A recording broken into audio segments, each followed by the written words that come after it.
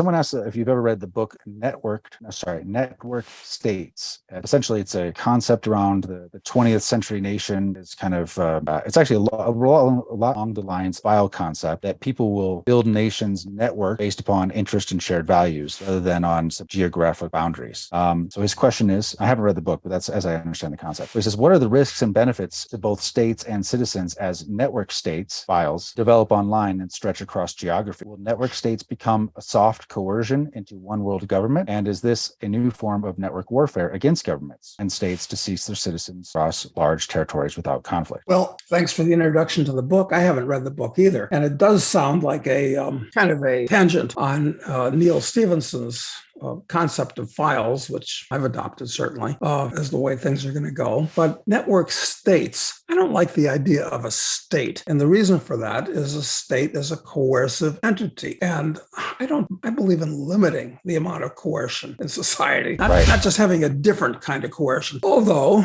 sounds to me like it would be better. But, how can a network state keep control of you if you're not within a geographical area where the police can knock on your door and so forth? It's, a step in the right direction. I think it's an evolution that's being made. I have to find out more about what his idea is. But, it's a little bit like what Timothy Leary said, who was a bit of a prophet. And his byword was tune in, turn on, and drop out. And of course, what he was referring to was drugs. I'm not against drugs. I just think they're usually a bad idea for most people, most of the time, for all kinds of reasons we can discuss, but I'm not opposed to it at all.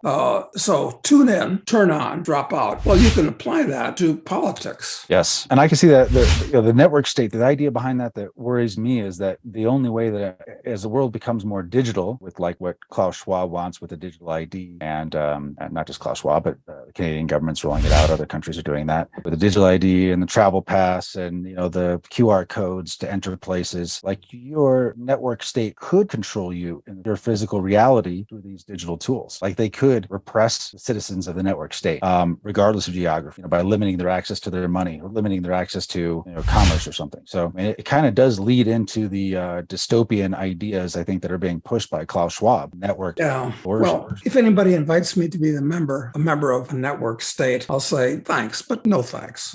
Exactly. I want to reduce my state membership. But I don't think we're going to have any choice about it. They'll make you a member whether you want to be a member or not. That's the way it works. That's what states do. Yeah. I don't remember saying, yes, I'm opting into becoming a U.S. citizen. And I know it could have been worse. I could have been born in Chad or something like that, right? Or the Congo. Of course, much worse. But still, the state just sort of assumes. Yeah, that's right. Assumes.